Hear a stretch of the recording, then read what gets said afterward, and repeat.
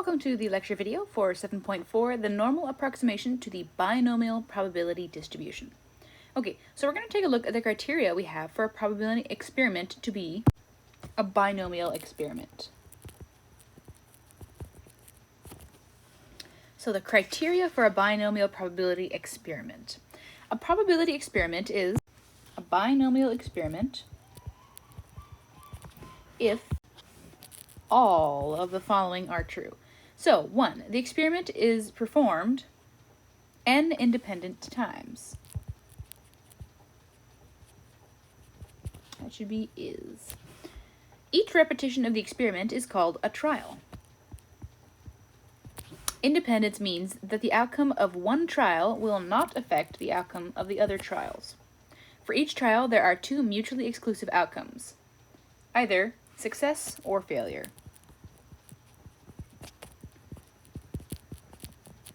The probability of success P is the same for each trial of the experiment. So your probability of success should not be changing. It should always be the same each time you do the trial. Okay, so recall that we can use the binomial probability formula to calculate the probabilities of a binomial experiment. However, it gets really hard to use when we have a large number of trials. Okay, let's take a look at an example. If we had 750 trials and we wanted to compute the probability of having 500 or more successes, we would need to calculate the following. P of x greater than 500, which, as you know, means we'd have to find the probability of x equal 500, add that to the probability of 501, and so on until we finally get to 750. That would be hugely time-consuming. But if we can show that certain conditions are met, we can use a different method for approximating binomial probabilities. Hooray, because this takes a ton of time and effort. Okay, so recall for a fixed p, as the number of trials n in a binomial experiment increases, the probability distribution for the random variable x becomes nearly symmetric and bell-shaped. As a rule of thumb, if n, remember our number of trials, times p, the probability of 1 minus p, is greater than or equal to 10, the probability distribution will be approximately symmetric and bell-shaped. Okay, so that's a good piece of criteria to keep in mind. That pops up quite often. N times p times 1 minus p. All right, so the normal approximation to the binomial probability distribution, if we have n times p times 1 minus p, which is greater than or equal to 10, then the binomial random variable x is approximately normally distributed, with mu of x equal to n times p, and the standard deviation of x equal to the square root of n times p times 1 minus p. All right, note, so when we are approximating the area under a normal curve, we will add and subtract 0.05 to correct for continuity. Okay, so keep that in mind, that little 0.05. All right, so here are some examples of what we're going to be doing. So for the exact probability using a binomial, if we had the probability of A occurring, how would we approximate it using the normal curve? Well, what we would find is the probability of A, and we're going to use that 0.05 for continuity. So A minus 0.5. Oh, sorry, correction. That should not be 0.05. That should be 0.5. Okay, so hopefully on your notes I changed that. Continuity 0.5. So we're going to subtract 0.5 and then less than or equal to x, which is going to be less than or equal to A and plus the 0.5 for continuity. What would that give us? So if we had our bell curve here and we had our A value here, we'd be looking at this little area right around A and approximate this. For each n, that is the A plus 0.5, and this is the A minus 0.5. Let's take a look at if we're finding the probability of x being less than or equal to A. Translating that to the approximate probability using a normal curve, we would have p of x less than or equal to a, and then plus that 0.5 for continuity. Once again, what would that look like in a graph? Well, we're talking about a value smaller than a. And we're going to take a little bit of a slightly greater approximate. Let me change my pen. Greater than a, and we want the area below it. And the slightly greater than a area is going to be a plus the 0.5 for continuity. Now let's move on to the probability of x being greater than or equal to a. So hopefully you're seeing kind of what's happening here. So this is going to be the probability of x greater than or equal to a, and this time we're going below it, so we're going to minus the 0.5 for continuity. Taking a look at the graph, once again we have our a value. This time we're looking a little bit above it, but we're going to go a wee bit behind for continuity's sake. A minus the 0.5. Once again, we're giving ourselves that little bit of wiggle room because it's approximately normal. And lastly, if we want a probability between two values, that's going to be the probability of a minus 0.5 less than or equal to x less than or equal to b plus 0.5.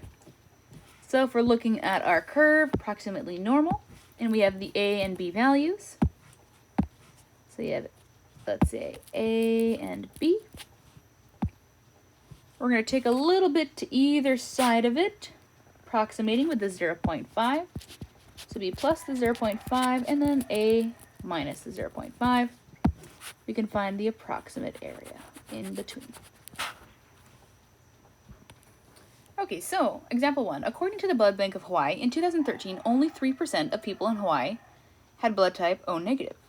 What is the probability that in a simple random sample of 500 people in Hawaii, fewer than 30 have type O negative? All right, so first things first, we need to verify that this is a binomial experiment. And how do we do this? Well, we're going to go ahead and use np times 1 minus p greater than or equal to 10. If this is indeed true, then we can go ahead and compute this using the approximate binomial probability. If this is not true, we're going to go ahead and have to compute this using the old school method we had before, by adding up each of the individual probabilities, which would take a lot of time. So let's check this. And as usual, if you're ever going to assume or use the binomial distribution, please make sure to check this on your problems, especially on the exam. That is something I would be looking for. Okay, so what is our n value? N is going to be 500. Probability p is going to be 0.03. And then 1 minus 0.03, and we want to check if that's greater than or equal to 10. So I use that question mark to indicate that I'm checking. When I calculate this out, I get 14.55, which is indeed greater than or equal to 10. Awesome. Okay, so because this is true, we can go ahead and use the approximate binomial distribution. So we can use the approximate binomial distribution.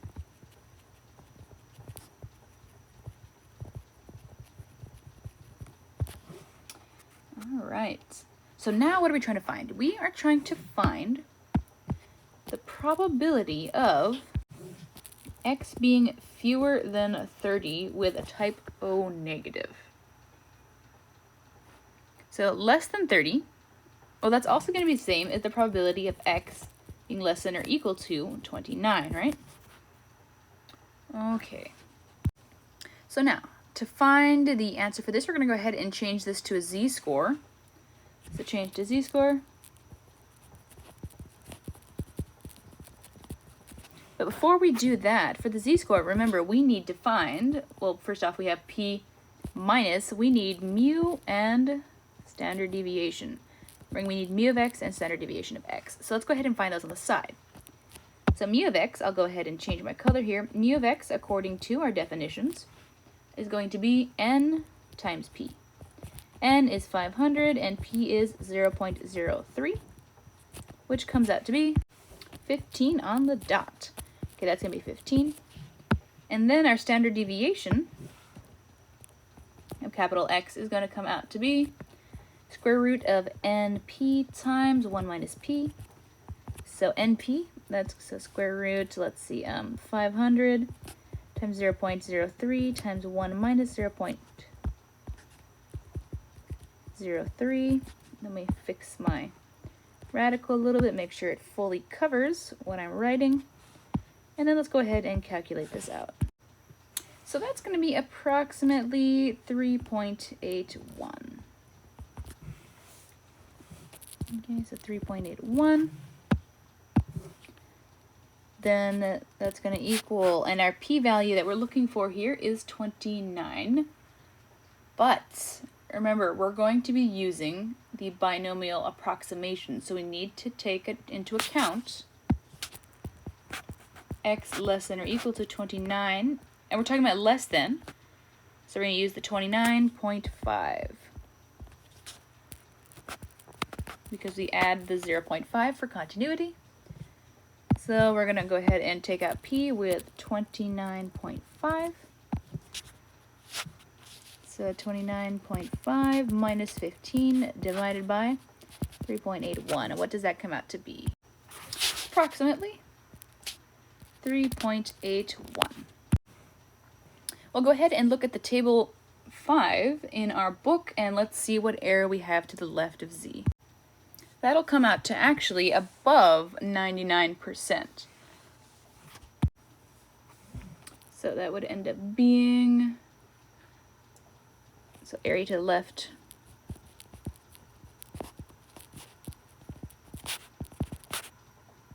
about 99%. So it's about 100% probable that we'll find fewer than 30 people with a blood type O negative. So let's write that out. The probability that fewer than 30 people will have blood type O negative is about 0.99. All right, let's go ahead and take a look at example 2. So according to the 2019 Gallup Organization Survey, 36% of adult Americans are in favor of the death penalty versus 60% of Americans who choose life, or who choose that life without possibility of parole is a better penalty for murder. Pono selects a random sample of 1,000 adult Americans in Kaneohe, Hawaii, and finds that 370 of them are in favor of the death penalty for individuals convicted of murder. Assuming that 36% of adult Americans in Kaneohe are in favor of the death penalty, what is the probability of obtaining a random sample of no more than 370 adult Americans in Hawaii in favor of the death penalty from a sample size of 1,000? First off, let's go ahead and check that n times p times 1 minus p is indeed greater than or equal to 10. N here is going to be 370. Oh, no, actually it's going to be 1,000. Times our probability, so 36%, and then 1 minus 0.36, is that indeed greater than or equal to 10? And yes, it is. We get 230.4, which is indeed greater than or equal to 10. Okay, so we can go ahead and assume that this is indeed a binomial experiment, which means we can find our mean and our standard deviation. So mean of x is going to be n times p.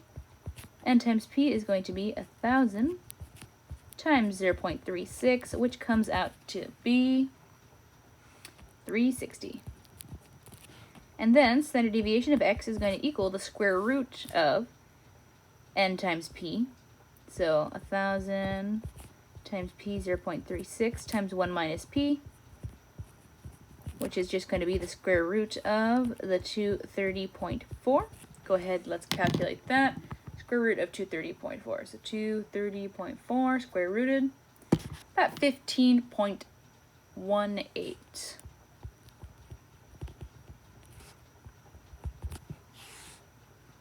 Let me go ahead and change my symbol sign to make it a little better of an abbreviation, or about, approximately. Okay, I'll go ahead and box my standard deviation and my mean.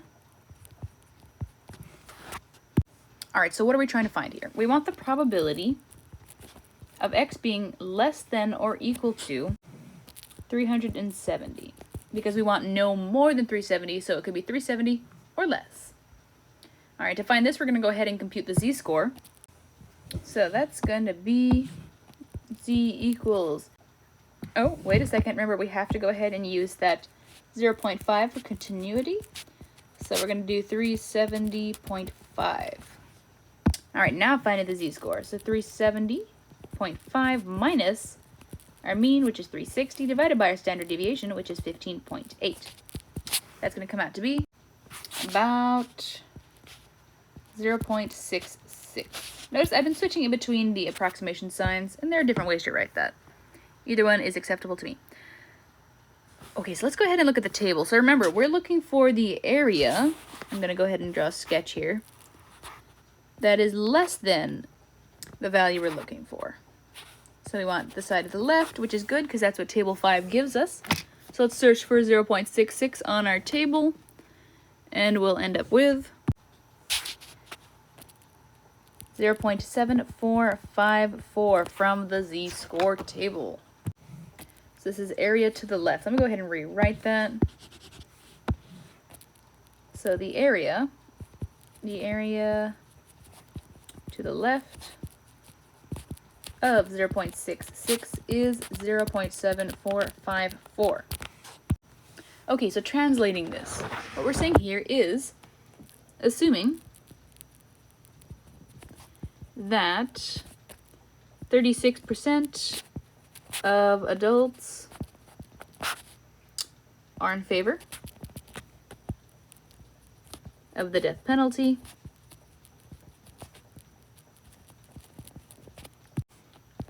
the probability, and let me go ahead and erase my little sketch here, the probability of what?